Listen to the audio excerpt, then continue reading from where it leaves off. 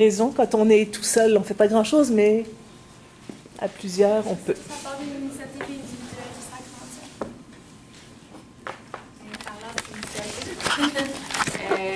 Tout au long un peu du cours, tout le monde a un peu abordé au niveau de la démocratie, le système politique dans lequel on vit.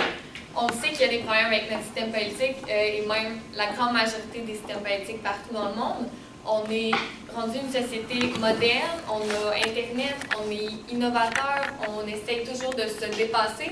Pourtant, on vit dans une démocratie qui a été inventée au 19e siècle et des lois qui datent de 200 ans.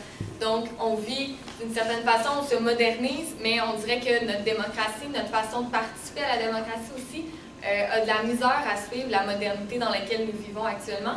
Et c'est un des problèmes qui est souvent soulevé en démocratie, que la société a évolué, mais que la démocratie n'a pas évolué en suivant sa société et ses citoyens. Donc, je vais vous donner plusieurs exemples de mobilisation au niveau de différents pays qui se sont mobilisés pour la démocratie. Le premier, c'est à Ceylan en France. Ça a commencé en 2013-2014. Le maire voulait implanter un supermarché, mais vraiment énorme. Puis pour vous dire, la population, c'est environ 2000 personnes. Donc, c'était vraiment un super centre d'achat qu'ils voulaient mettre et la population ne voulait pas.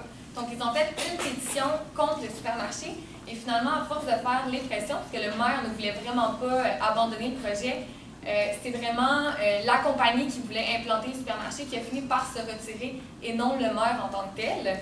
Donc, par la suite, la population a décidé de créer pour les élections municipales de 2014 ce qu'ils ont appelé la liste. C'est vraiment un regroupement des citoyens qui ont décidé de, si on veut, se présenter tous ensemble. Ça regroupait environ plus que 250 citoyens de là. Ils ont vraiment attendu à la dernière minute pour mettre un représentant qui se nomme Vincent Bayard, car leur but était vraiment que ce ne soit pas une personne en particulier qui soit le leader, mais vraiment tout le monde qui participe. La liste, il y avait 3 idées principales. La transparence, donc l'accès à toute l'information, la collégialité au sein de l'équipe municipale, dans le but d'éviter que le maire et le premier adjoint s'accaparent le pouvoir, donc que le pouvoir ne cède pas seulement aux 2 personnes qui ont été élues, et la participation des citoyens qu'ils voulaient énormément encourager. Ils ont remporté les élections avec 57 %. Ils ont eu aussi un taux record de 80 % de participation. Ça a été le plus haut taux de participation pour les élections municipales de cette ville. Jusqu'à maintenant, ça va quand même bien. C'est très récent, donc ils ont encore beaucoup de difficultés, surtout lorsqu'ils arrivent, parce que pour les grosses décisions, c'est souvent le regroupement des municipalités autour qui se mettent comme ensemble. Ils ont une espèce de conseil municipal, tout le monde ensemble. Ils ont beaucoup de difficultés à faire valoir leurs points, car le maire qui représente Ceylan est vraiment un peu marginalisé par d'autres. Ils ont de la difficulté un petit peu à promouvoir leurs points. Étonnamment, ils ont de la difficulté, il semblerait, à aller chercher les jeunes. Oui, ils sont d'accord avec le mouvement, mais ne s'impliquent pas nécessairement. Parce que vraiment, ils disent que la mairie, c'est vraiment rendu une maison commune. Tout le monde rentre et sort comme ils veulent de la mairie, comme si c'était leur propre maison, pour aller discuter avec le maire. Le maire, sa porte est toujours ouverte. Donc, au niveau du processus décisionnel, des fois, ça rallonge parce qu'ils s'attendent vraiment à ce que tout le monde vienne donner leur point de vue et en discuter tout le monde ensemble. Mais au final, ça fait que les choix qui sont faits sont vraiment très bien acceptés par la population parce que tout le monde a participé à l'élaboration de tout ce qui est en cause là, avec la municipalité. Récemment, beaucoup de villages aux alentours ont commencé à faire des mouvements semblables. Les maires ont commencé à, si on veut, s'inspirer de ce qu'ils ont fait à Ceylan pour diriger leur municipalité. Ils se sont mis à mettre des activités plus participatives. Donc, c'est vraiment un projet très, très récent, mais qui a quelques difficultés au début, mais il faut s'entendre que c'est quand même un peu une innovation. C'est la première fois que ça se voit, surtout en France. Donc, ça commence là, à prendre un peu plus d'espace, à s'agrandir auprès des municipalités. Mais ça reste un très bon point de départ et quelque chose que les autres municipalités, les autres villes peuvent s'inspirer pour dire c'est possible de pas que ça soit seulement une personne qui ait le pouvoir, mais que ce soit un pouvoir vraiment au niveau de toute la population.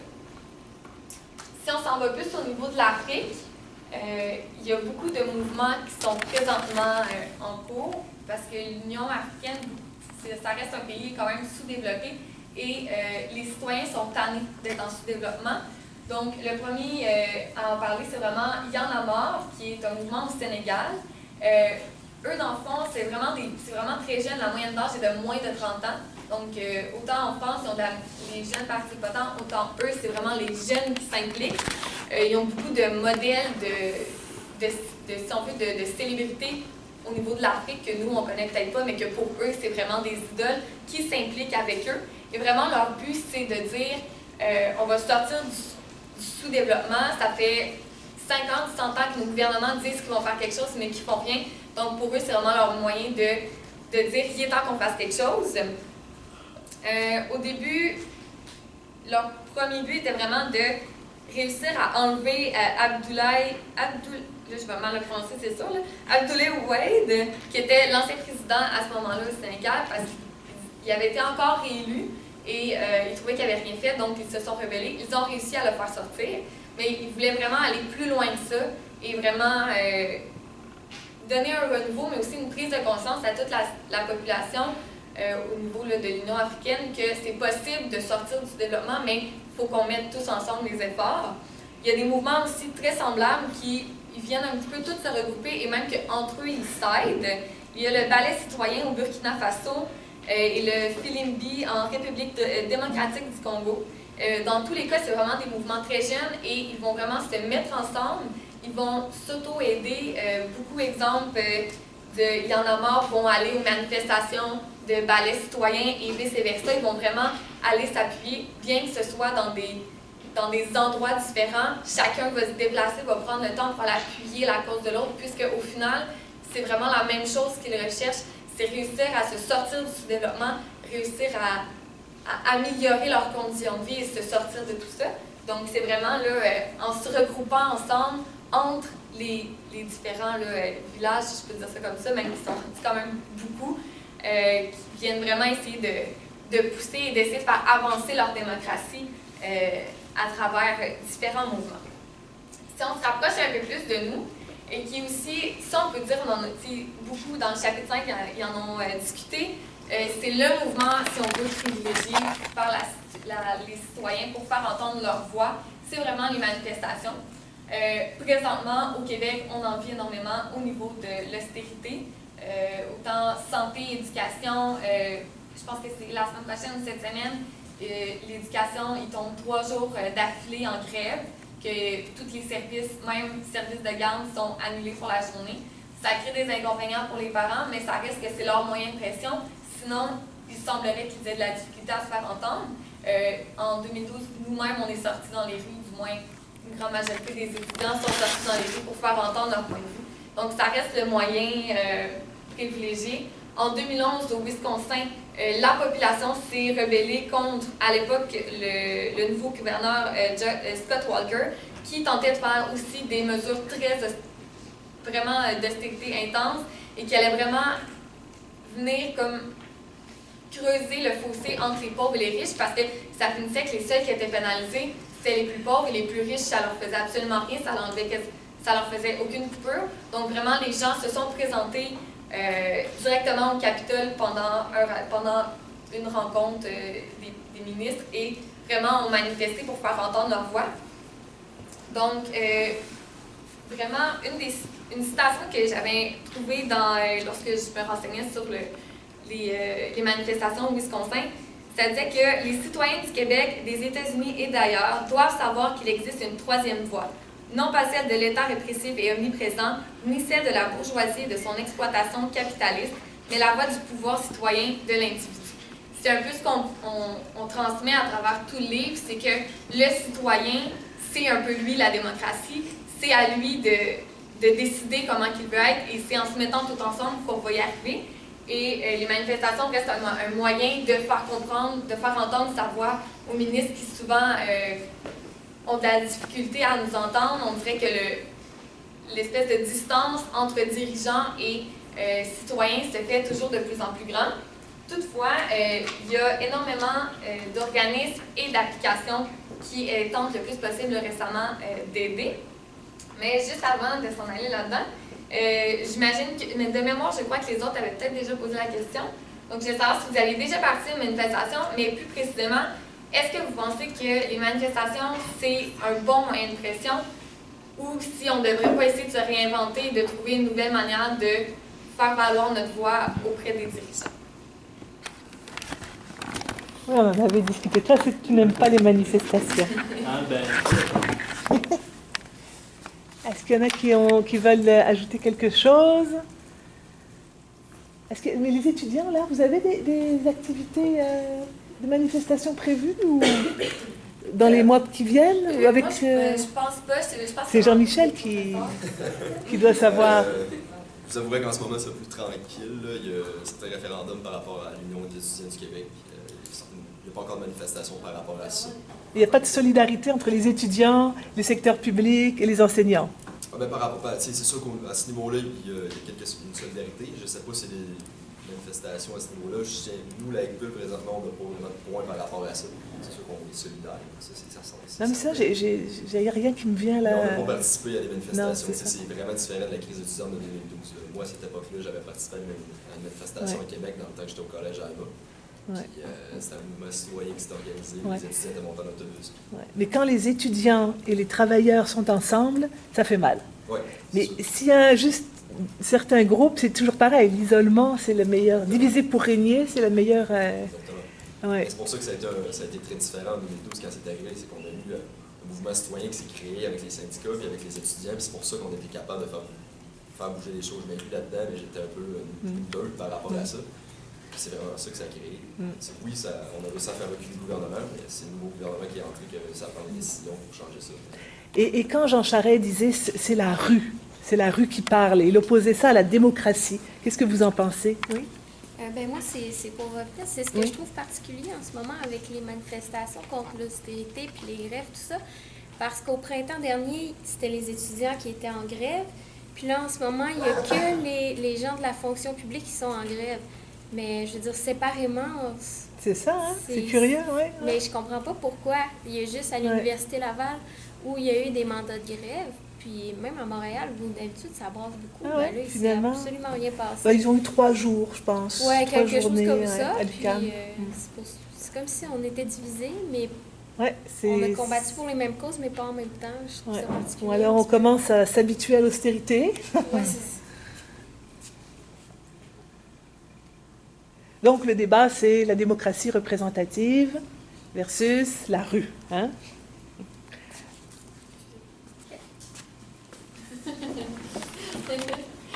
Si on va plus au niveau des organismes qui essayent d'aider la démocratie, qui sont vraiment, si on veut, souvent des regroupements de citoyens. D'abord, en France, il y a le regroupement Pas sans nous, qui se trouve être une association de quartier. Récemment, ils ont fait un débat qui a duré 2 jours, qui rassemblait des dirigeants, des fondateurs, des élus, des journalistes, des professionnels universitaires, qui partageaient vraiment différents points de vue face à la démocratie. Et après ces 2 jours de débat-là, ils sont venus à la conclusion qu'il faudrait créer le Fonds pour la démocratie d'initiative citoyenne, qui, par exemple, pourrait aider à financer des expertises et des évaluations indépendantes au niveau de la démocratie, de vraiment financer aussi des initiatives de débat public et des co-constructions de projets initiés par les citoyens. Donc, ça serait vraiment d'essayer de porter une voix aux citoyens en utilisant vraiment les fonds publics pour aider.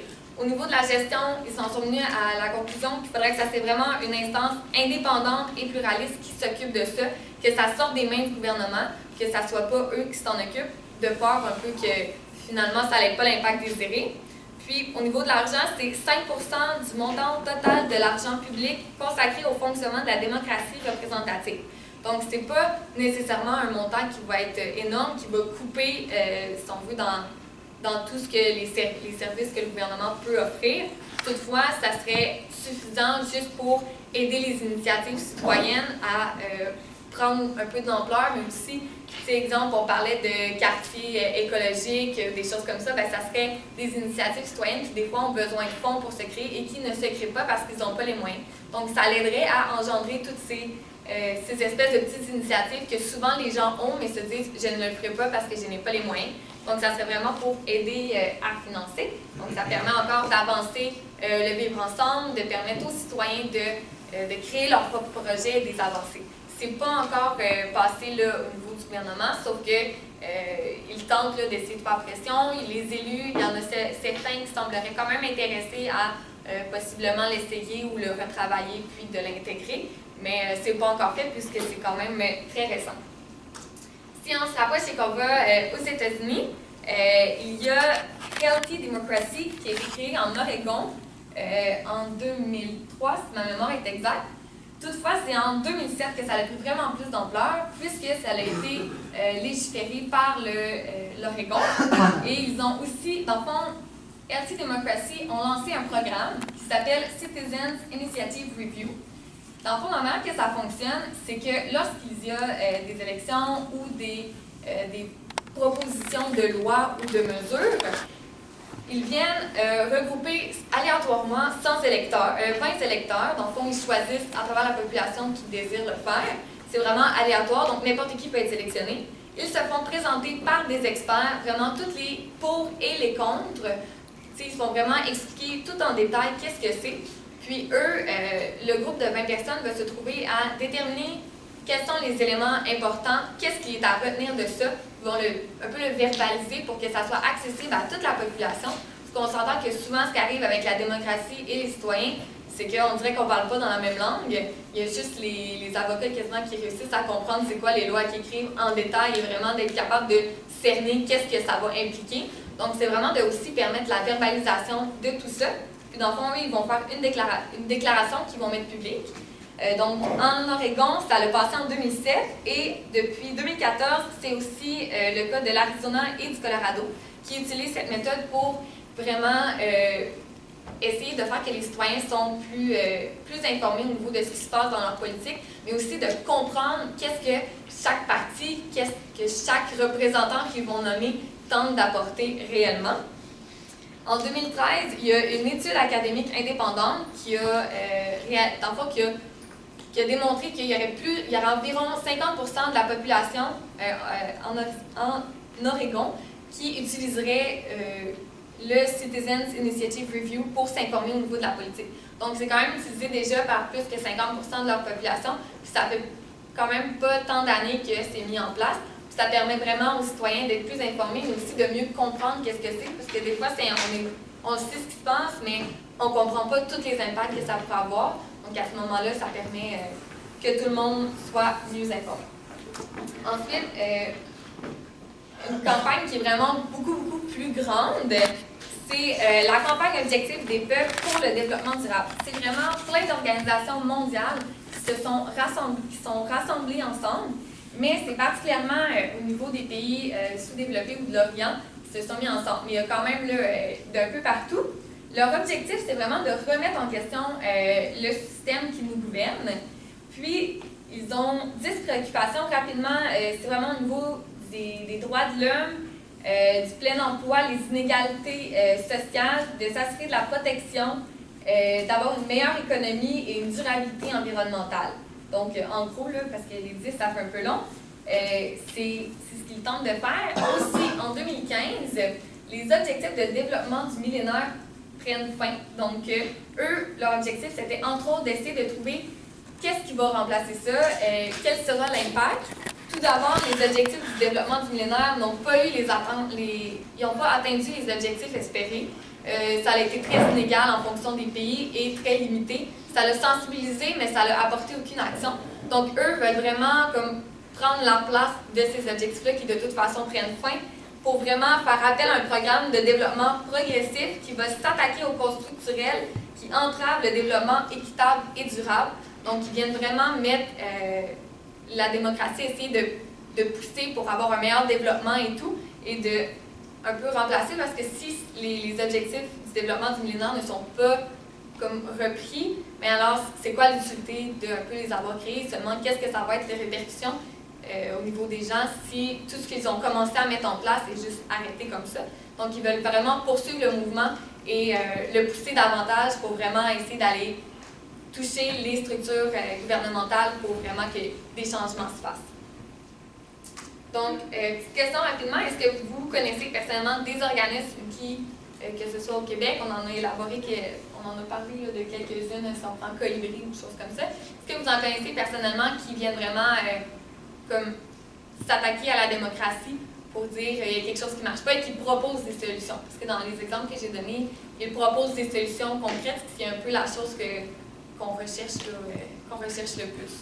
Est-ce que le BAC pourrait parler là-dedans? Bureau d'audience publique? Oui, ben, pas tout à fait, parce que le BAP, c'est une instance gouvernementale. Ouais, okay, d'accord. Alors que sa question, c'était plus dans la société civile. C'est pas le gouvernement là, qui l'a mis en place. C'est ça. Ceux qui étaient avec moi en éthique, là. Franchement. Elisabeth.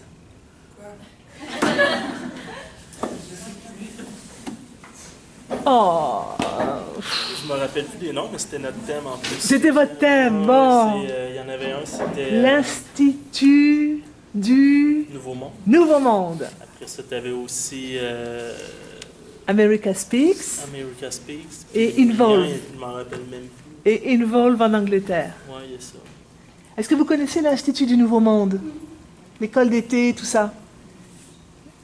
Alors, c'est un institut qui se dit non partisan, mais qui encourage la participation et le débat public. Est-ce qu'il y en a d'autres qui connaissent d'autres organismes? Il n'y avait pas celui aussi qui avait un projet de loi, c'était le mien, puis je ne me rappelle plus du nom, mais il proposait les ministres en France. Parlement et citoyens. Exactement. Puis il Parlement propose un projet de loi, puis les gens s'en vont trouver des liens de recherche pour alimenter le débat. Après ça, ils donnent leur opinion. Après ça, bon, il y a tout le projet de loi suit son cours, mais c'est carrément le ministre ou la personne qui le met en charge. Qui soumet. Ben, les citoyens peuvent carrément le commenter, l'améliorer, dire qu'est-ce qu'ils doivent changer. Puis après ça, bon, bang, le projet de loi passe ou passe pas. Puis il a subi des modifications par les citoyens. Puis après ça, il est voté en chambre. Je trouve ça vraiment intéressant. Ben oui. Est-ce que vous savez... Oui. Bon, mais ça a toujours le même effet quand on parle de démocratie participative dans une classe de communication. C'est vraiment... Un jour, je trouverai la recette miracle, mais... Ensuite, si on y va avec... Au début, je parlais un peu de la modernité, que la société, c'est vraiment modernité, utilise des nouveaux outils. On ne peut pas passer à côté d'Internet avec la démocratie.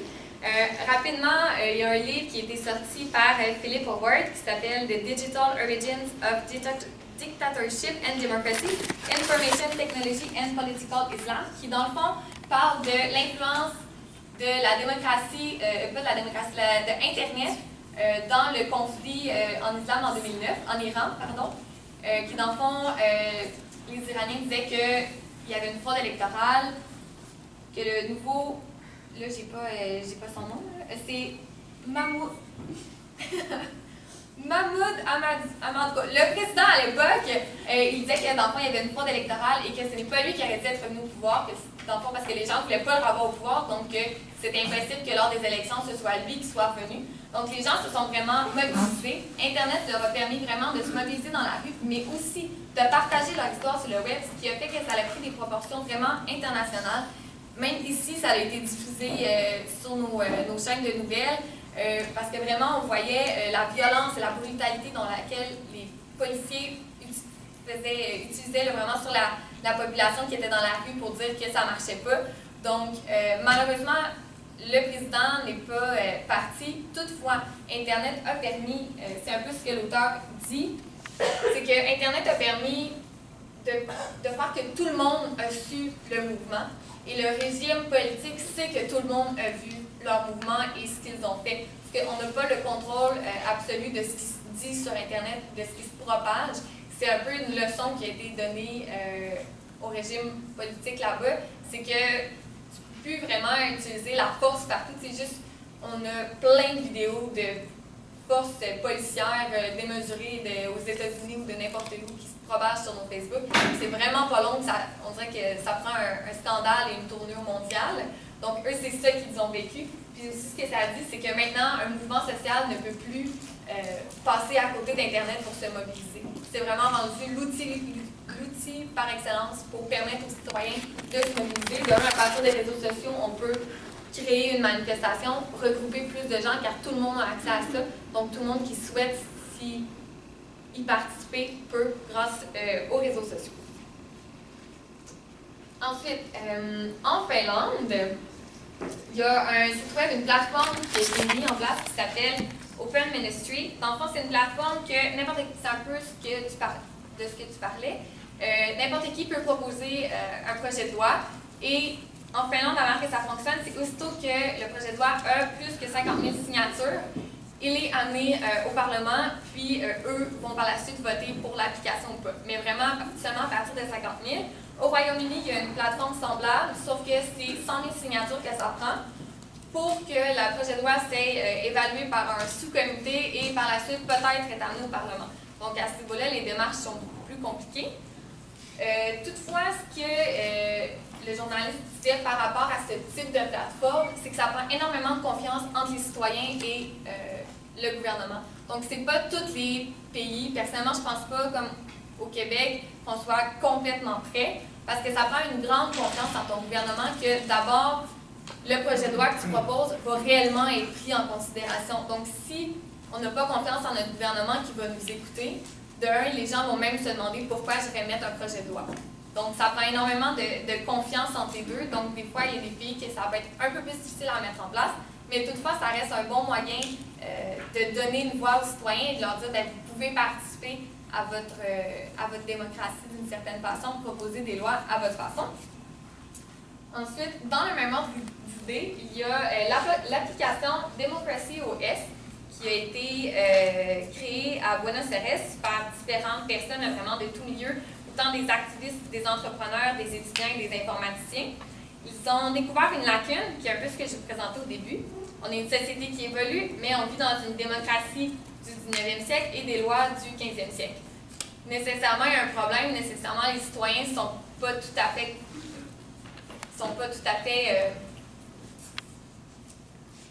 C'est ça. sont vraiment contents de la démocratie dans laquelle ils vivent. Donc, eux, ils voulaient vraiment créer un open source gratuit et facile d'utilisation. Présentement, l'application est disponible en 15 langues différentes. L'objectif, c'est vraiment que les gouvernements utilisent cette application-là.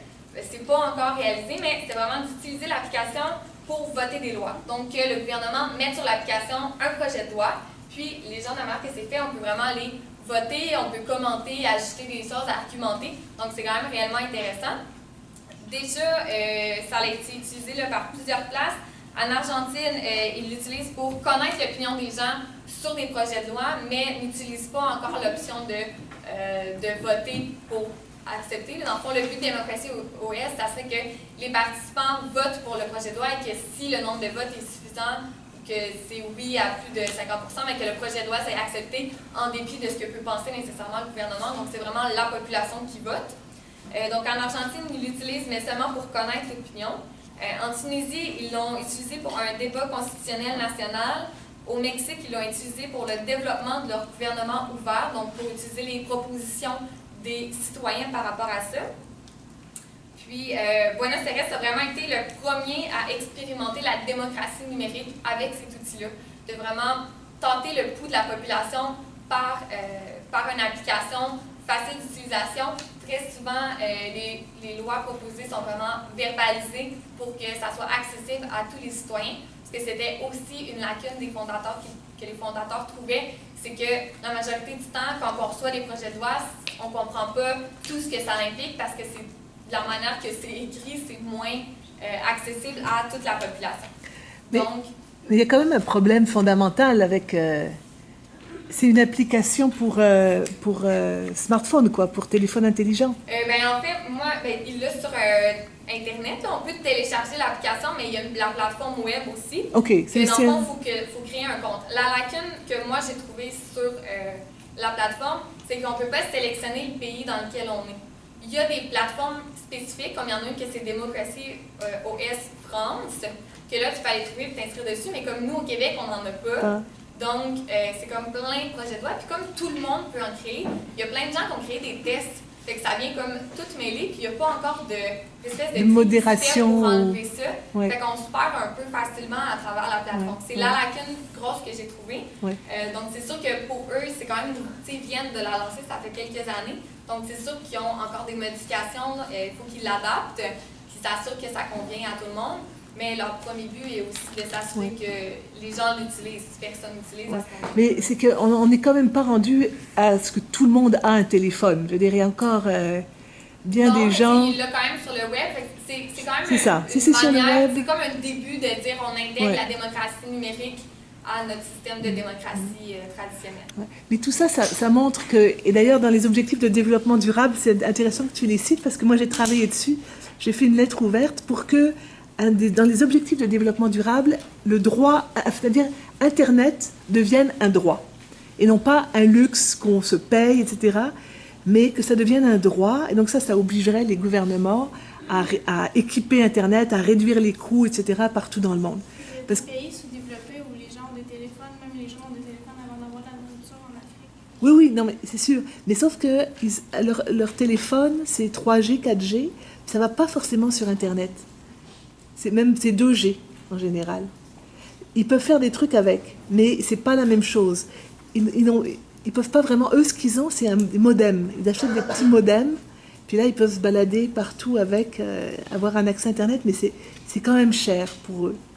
C'est pas accessible. Donc, l'idée de reconnaître Internet comme un droit, ça obligerait les gouvernements à réguler pour faire baisser les prix des fournisseurs, pour équiper leur pays. Je veux dire. Quand je suis allée en Haïti, il y avait un monsieur qui nous expliquait que Haïti là, était complètement équipé en fibre optique. Complètement. L'île est complètement équipée. Mais il n'y a pas d'Internet.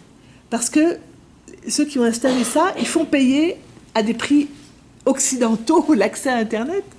Ce que la population ne peut pas faire. Même les universités ne sont pas équipées en Internet. Elles n'ont pas les moyens. Alors que la fibre optique est là. Tu sais, c'est comme complètement absurde. Mais quand on voit tout le potentiel d'Internet pour faire de la démocratie directe, on se dit vraiment, il faut que ce soit un droit, pas seulement un luxe, quoi, ou un privilège du Nord. Alors, on poursuit avec des exemples dans le domaine économique. Donc, globalement, les exemples que je vais vous présenter ont en commun des valeurs de partage, d'égalité et de participation collective. Également, donc, tous nos sujets s'entremêlent. La démocratie va aussi être au cœur de mes exemples. Donc, on commence avec le niveau entrepreneurial, donc ceux qui vont se lancer en affaires. Je ne dirai pas la définition parce qu'on est quand même un peu pressé dans le temps. Donc, les SCOP, ça c'est une innovation en France. Donc, c'est un nouveau type d'entreprise qui a des valeurs différentes. Donc, l'argent ne sert qu'à alimenter l'entreprise. Le profit n'est pas la priorité. Puis la démocratie est au cœur de ses actions. Donc, ça agit sous 4 grands principes. Le premier, c'est que les employés doivent être majoritaires à devenir le capital de l'entreprise. Le deuxième, c'est qu'il doit avoir un partage équitable des profits, de l'information, des risques et du pouvoir. Et la troisième condition, c'est que les décisions doivent toutes être votées en assemblée générale. Donc, une personne égale un vote. Sinon, la quatrième condition pour faire partie des SCOP, c'est qu'au centre du projet, ce soit la mise en commun des capacités de tout le monde qui soient priorisées. Donc, peu importe le métier que tu fais. Sinon, si les entreprises se développent à l'international, il faut que le centre principal, comme le siège social, reste dans le pays où il a été conçu. Parallèlement, il y a aussi les CSIC, donc les sociétés coopératives d'intérêt collectif. Ça, c'est plus pour organiser le local, donc comme pour dans différents domaines, la gestion de l'énergie, la gestion de l'environnement, la santé ou des loisirs. Pour ceux qui se lancent en affaires seuls, il y a aussi le CAE, donc la coopérative d'activité et d'emploi, bénéficie d'un encadrement quand ils vont se lancer en affaires. Sinon, mon autre exemple, c'est un tout autre continent. C'est au Venezuela, c'est la Seco Estola. C'est une organisation qui possède un système d'autogestion sans hiérarchie qui regroupe plusieurs services à des prix abordables. C'est sûr que là, j'avais une petite vidéo à présenter, mais on a aussi notre étude de cas et notre sondage. Donc, si ça ne vous dérange pas, je le passerai. Mais en gros, ils offrent des services comme hospitalité, hospitalier, un centre d'alimentation, donc c'est très varié. Puis une personne peut se promener, travailler dans différents domaines, puis apprendre. C'est quand même intéressant. Mais au Québec, on a une très forte tradition de coopérative, avec des jardins, et puis les coopératives de solidarité. Il y a des microbrasseries, par exemple, qui sont des coopératives de solidarité. Quand on lit un tout petit peu des entreprises, parfois vous voyez écrit coopérative de solidarité. C'est la même chose qu'une SCOP. Coopérative de solidarité. Mais dans d'autres pays, c'est moins... C'est ça. Au Québec, on est fort là-dessus, mais... Ah oui, dans d'autres pays, c'est plus rare, oui. Sinon, il y a aussi des initiatives au niveau local, donc plus communautaire et municipal. Donc ça, c'est un exemple dans la ville de Chicago, un des congrès qui avait réalisé un budget participatif. Les gens pouvaient choisir comment dépenser dans leur région 1,3 million. Puis ça pouvait toucher des projets autant des parcs, la sécurité publique, le trafic, les arts. Donc c'était assez varié comme projet. Puis les gens de 16 ans et plus pouvaient voter. Sinon, il y a aussi l'exemple au niveau local de Montureux-sur-Saône. C'est assez intéressant. C'est un village où est-ce qu'il y a une organisation qui a créé une économie circulaire. Donc, l'organisme s'appelle Minos. Son but, c'est de favoriser l'insertion sociale et d'améliorer l'organisation sociale du village. Tout se base sur une recyclerie. Donc, à tous les mois, il y a une vente mensuelle. Donc, mensuelle à tous les mois. Donc, où est-ce que les gens peuvent aller acheter des produits qui ont été recyclés. Puis, avec ces fonds-là, ils vont financer toutes les activités qu'ils vont effectuer par la suite. Parce que, bon, ça se divise sur 3 niveaux, la remobilisation sociale, le chantier d'insertion et l'entreprise d'insertion. Pour les remobilisations, donc, il y a des activités et des ateliers collectifs pour tous les gens du village. Donc, ça peut être de la cuisine, couture, il y a même des ateliers d'écriture. C'est pour briser l'isolement des gens un peu plus défavorisés. Puis, c'est pour inciter le partage de connaissances. Comme il y a un médecin qui peut se retrouver là, autant qu'une mère au foyer, puis ils vont partager ensemble dans différentes connaissances. Pour le chantier, ensuite, les gens peuvent postuler pour un travail à la recyclerie. Ils vont aller collecter les objets dans un périmètre, un certain périmètre, puis ils vont s'occuper de faire le tri des objets, de les valoriser et de les mettre en rayon. Donc, ils travaillent directement à la recyclerie. Leur contrat, c'est une durée d'un an maximum, c'est pour les aider à se trouver un projet professionnel personnel. Donc, durant cette année-là, ils peuvent rechercher eux-mêmes la suite, qu'est-ce qu'ils vont faire. Puis, l'entreprise d'insertion, après ça, ils peuvent postuler pour un emploi plus stable de 35 heures semaine dans une fabrique de cubes à bois utile pour le vieillissement du bois. Donc, moi, j'avais une petite question. Je ne sais pas d'où vous prenez s'il y a des espèces d'initiatives locales comme ça. Est-ce que vous en connaissez à Québec? Par exemple, la patente. Est-ce que vous connaissez ça, la patente? C'est dans Limoilou. C'est un atelier où vous pouvez aller bricoler, emprunter des outils ou bricoler, si vous avez quelque chose à réparer, etc. C'est tout nouveau, mais ça, en tout cas, ça a pris son envol. Hein, la patente. Hein? Ah, ok, pardon. Excuse. C'est au niveau plus mondial. Ce monsieur-là. Wow! Toutes les informations dont je vais vous parler, c'est tiré d'une entrevue avec Michel Bowens. C'est un théoricien, penseur de l'économie collaborative, donc ça touche énormément notre sujet du cours, qui a une vision très optimiste du futur. D'ailleurs, il a lancé son livre « Sauver le monde » avec l'économie collaborative. Donc, il affirme tout d'abord que le capitalisme s'est voué à l'échec. Il y a plusieurs économistes qui affirment ça également. On serait dans une phase de transition. Vers quoi, on ne sait pas encore. C'est ça qu'il tente de découvrir.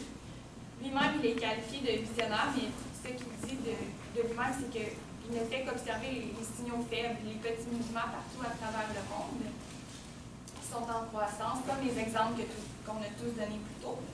Puis, lui, il parle beaucoup du peer-to-peer, c'est... pair à pair. Pair à pair, oui. C'est un type d'économie, justement, collaborative, des biens formationnels, sur les médias numériques, mais il dit que ça pourrait aussi s'appliquer pour les biens primaires. Ça ne s'appliquerait pas juste sur le web. Donc, sinon, bon, justement, c'était pas juste... si ça se fait au micro, à la microéconomie, ça pourrait aussi s'appliquer à la macroéconomie plus mondialement. Autrement dit, c'est l'idée que dans l'économie, on n'aurait plus besoin d'avoir des grandes entreprises avec des patrons qui décident tout, mais tout le monde serait impliqué dans les décisions, dans le fond. Puis la FEM aussi que l'État deviendrait partenaire plutôt que producteur. Donc, puisque les collectifs de quartier proposent eux-mêmes les innovations à effectuer dans la ville, ils ont un certain pouvoir de décision. Donc, si ces modèles-là fonctionnent à un petit niveau, ben, ça prouve un peu que ça pourrait fonctionner plus globalement. Puis avec l'Internet comme espace commun, on n'a plus besoin des multinationales, comme vous disiez, pour nous coordonner.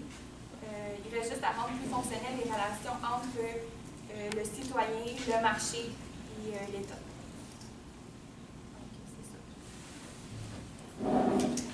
Okay. Ah, voilà. Voilà. Pour une partie étude de cas, on a fait passer un court questionnaire. Je suis en contact avec 4 entreprises, les 4 entreprises que vous voyez là, qui se situent dans la ville de Québec. Donc, l'Accorderie, la table des quartiers, l'engrenage, Cohabitat Québec et la Patente. Aujourd'hui, je vais seulement vous présenter les réponses de l'Accorderie, puisque les autres sont ne m'ont pas encore fait parvenir leurs réponses. Donc, je devais vous présenter brièvement les cas mécanismes, mais on va passer. Florence a bien parlé de la patente. Cohabitat Québec aussi, on en a parlé à quelques reprises dans les présentations. Puis la table de quartier l'engrenage, c'est aussi en fait un lieu de réflexion, d'échange, puis d'action pour les groupes communautaires et les citoyens de Saint-Roch, qui partagent le désir d'améliorer la qualité de vie dans le quartier. Donc, pour ce qui est de l'enquête terrain, j'ai posé différentes questions à Bettina Cerisier, la coordonnatrice de l'Accorderie de Québec. Donc, en premier lieu, je vais juste vous expliquer brièvement ce qu'est une accorderie. Une accorderie, ça a pour mission en fait, de lutter contre la pauvreté et l'exclusion sociale en renforçant les solidarités entre des personnes d'âge, de sexe et de culture et de revenus différents. En fait, pour expliquer rapidement ce que ça fait l'Accorderie de Québec, c'est au lieu d'échanger un service contre de l'argent, on l'échange contre du temps.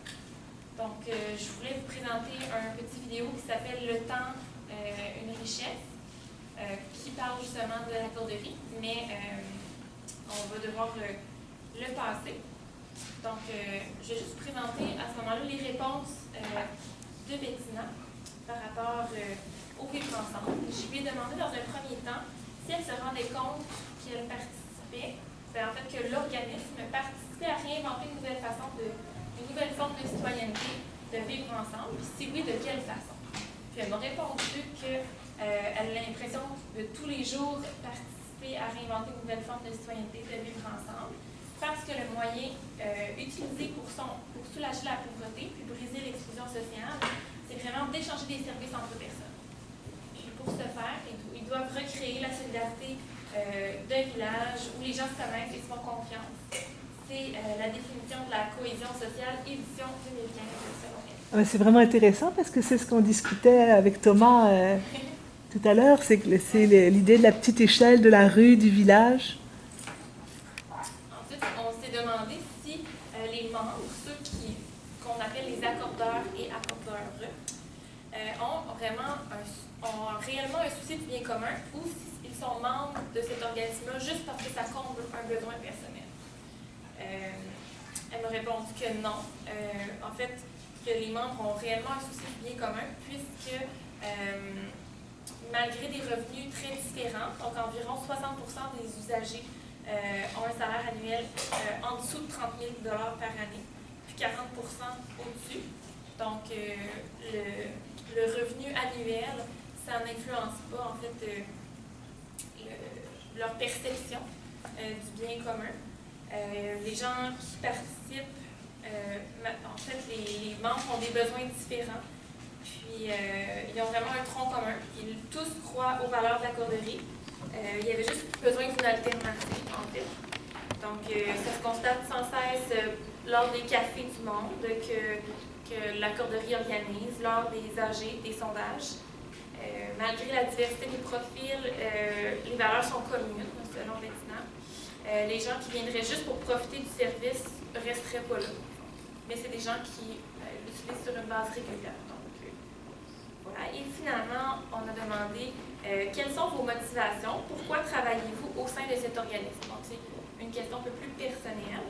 Puis à cela, elle m'a répondu un peu pour changer le monde, puis beaucoup parce que le concept est formidable, puis qu'il n'est pas utilisé pour le moment à son maximum de déploiement.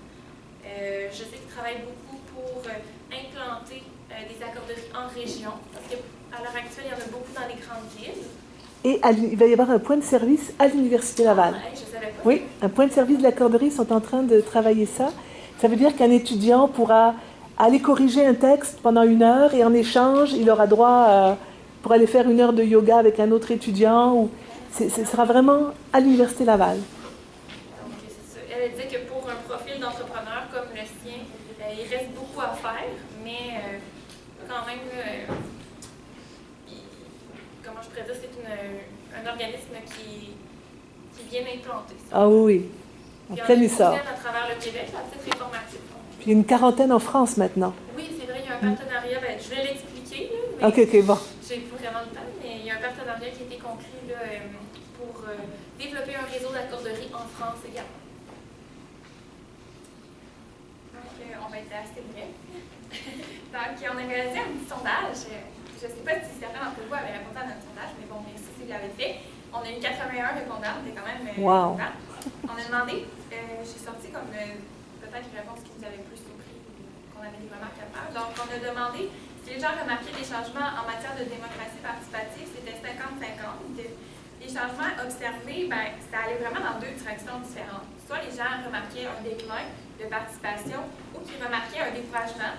Puis il y avait aussi des gens qui croyaient qu'il y avait une croissance de l'intérêt envers la politique présentement, puis une croissance du nombre d'organisations qui ont pour objectif le vivre ensemble. Donc, c'est le grand mystère. On remarque beaucoup l'apport important des médias numériques dans l'évolution du vivre ensemble, comme le web et de partout dans presque tous nos exemples. C'est vraiment un unificateur. Sinon, on remarque on a demandé comme l'intérêt des gens pour le vivre ensemble, si l'implication citoyenne c'était important pour une société. Puis on a demandé s'ils étaient soucieux du bien commun. En général, les réponses étaient toutes positives. Mais par contre, quand on leur demande s'ils participent à une activité, bien majoritairement, ils ne participent pas. Ils ne s'impliquent pas. Donc c'est peut-être un petit peu à faire vers l'avant. On est conscient, on a une attitude positive, mais il faut opter pour le comportement, c'est-à-dire agir. Ensuite, par rapport, si on est satisfait des mouvements et du vivre ensemble dans le pays et à travers le monde, donc les gens sont majoritairement un peu satisfaits. Ceux qui étaient moins satisfaits de la situation mondiale, on croit que ça peut peut-être être lié au fait que dans les médias, tout ce qu'on voit par rapport aux ETI, c'est vraiment négatif. On ne voit pas, par exemple, le petit village qui a créé un mouvement de coopération. Ce qu'on va plutôt voir, c'est la catastrophe ou la guerre. Les constats, c'est que les gens qui disaient qu'ils étaient insatisfaits des mouvements dans leur pays disaient qu'ils étaient déçus de leur gouvernement, qu'ils ne prenaient pas assez de mesures pour l'écologie. Puis on remarquait quand même qu'il y avait des mouvements, mais qu'il restait un bon bout de chemin à faire. Puis au niveau mondial, là, les gens étaient beaucoup plus pessimistes, une montée de l'individualisme, trop de guerre, incompréhension en culture et encore beaucoup de racisme. Donc les répondants ont également soulevé quelque chose que j'ai trouvé intéressant. Donc, les pays plus développés et industrialisés semblent moins coopératifs que les pays moins développés. Je ne sais pas si vous avez remarqué ça par rapport à notre présentation aussi. On voyait qu'il y avait des petits villages dans des pays un petit peu moins développés, justement, qui créaient des bonnes initiatives, mais que c'était plus dur à faire dans un pays. Pour aller très vite, juste dire que quand nos étudiants africains dans le cours de maîtrise, on dit partager, solidarité dans le village, ils disent mais c'est comme ça qu'on vit. C'est comme si d'une certaine façon, tous ces mouvements-là redécouvraient une autre façon de vivre, qui est la façon normale de vivre dans les campagnes africaines. Puis en somme, les gens croyaient que le vivre ensemble était en déclin. Donc c'était quand même une vision assez pessimiste. On croit aussi que le manque d'espoir, nous, par rapport à ça, on croit que le manque d'espoir provient surtout du fait qu'on ne croit pas que tous ces petits mouvements-là peuvent avoir un impact sur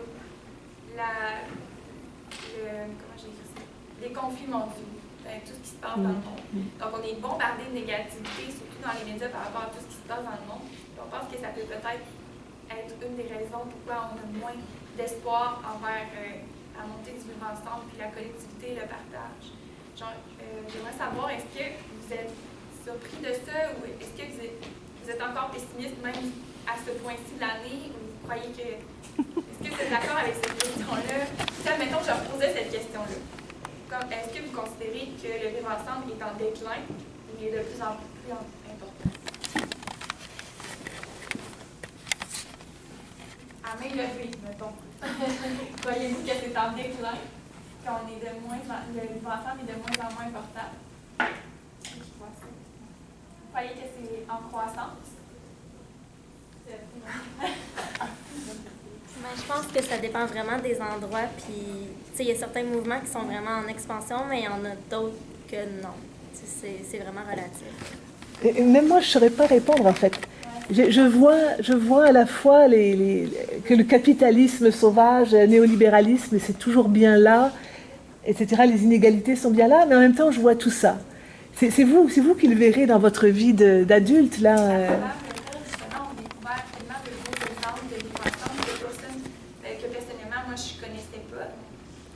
Peut-être quelque chose qu'on devrait éduquer les gens à propos de, justement, de se tenir au courant de qu'est-ce qu'on fait pour avancer. Oui. Au courant de ce qui va mal par rapport à ce qui va bien. Ben, il y a aussi le fait que les formes de vivre ensemble changent beaucoup. On parlait d'Internet, tout ça, fait que c'est à prendre en compte que je ne sais pas si ça stagne, si c'est en déclin, tout ça, mais certainement ça change. Ça change. C'est tellement nouveau, ça fait juste 20 ans, là. Il y a une forme de vivre ensemble, je trouve qu'on n'est plus conscient. C'est que toute la part des autres pour tout ce que l'on fait puis tout ce qu'on a besoin, c'est qu'on n'en est plus conscient, mais énormément, tous les jours, il y a une forme de vivre ensemble qui est rendue extrêmement performante puis qu'on n'en arrive même plus à saisir. Des fois, il faut juste se remettre sur terre et se rendre compte que tout ce qu'on a, ça a été créé par des autres. Par les autres. Fait qu'à un moment donné, je pense qu'il faut qu'on arrête d'être pessimiste et tout le temps de se taper dessus parce que ça devient une sorte de désarroi puis on décroche puis on a comme le sentiment de s'isoler parce qu'on est toujours en train de se dire qu'on est une bande d'égoïstes, mais au bout du compte, à tous les jours, on va toujours travailler de plus en plus, de façon de plus en plus performante pour édifier une société qui va être de plus en plus... fait que dans le fond, oui, toutes ces notions-là de vivre ensemble, ils sont importantes. C'est le fun qu'on puisse les développer. C'est original puis tout, mais il ne faut pas perdre de vue qu'à tous les jours, nous aussi, on travaille extrêmement fort pour notre société de vivre ensemble. Fait que je trouve qu'il ne faut pas l'oublier. Ben oui. On s'en aperçoit plus récemment avec voilà. Donc on ressent dans des crises, parce qu'on traverse une crise que le vivre ensemble est là, il est présent, mais c'est juste dommage que ce soit, admettons, plus médiatisé quand c'est un temps de crise. C'est vous qui allez inventer des nouveaux médias, une nouvelle communication pour mettre en valeur ces choses-là. Le bon qui arrive aussi, pas juste le mauvais. Mais oui. Vous avez terminé? Oui. Bon, un grand merci, vraiment. On sait que ça a été long, le dernier cours. Non, c'était très bien.